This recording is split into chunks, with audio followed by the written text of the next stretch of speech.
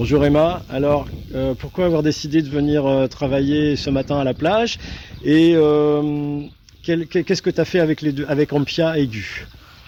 Bonjour, on a décidé de venir aller travailler à la plage. On est à une semaine de label.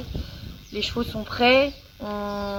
L'idée c'était vraiment de leur faire un gros boulot à une semaine de label tout en leur donnant un peu de morale et les changer un peu de leur environnement.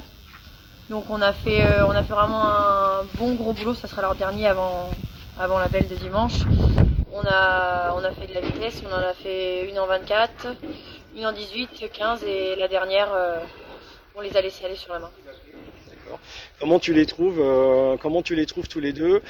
Quelles sont les qualités des deux chevaux, indifféremment, Gu d'abord et Ampia après? Et est-ce que tu peux nous en parler un peu plus précisément?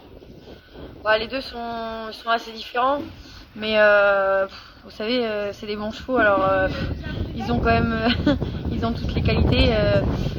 La jument, en vieillissant maintenant, elle est devenue vraiment plus calme, plus posée. Gu, il est un peu plus dans le sang, mais les deux sont relativement complets hein, à ce niveau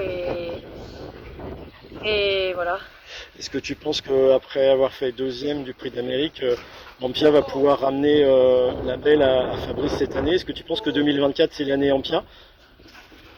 L'année Ampia, je sais pas, la jument, on l'a préparée un peu différemment par rapport à l'année dernière. On l'a vraiment économisée pour, elle est un peu vieillissante, on l'a économisée pour vraiment viser le prix d'Amérique. Elle a l'air vraiment bien. Et, et voilà, après, ça va être une question de parcours. C'est très ouvert cette année et c'est vraiment une question de parcours. Après, je pense que c'est quand même Monsieur le Prix d'Amérique, alors bon, je pense qu'il sait ce qu'il a à faire.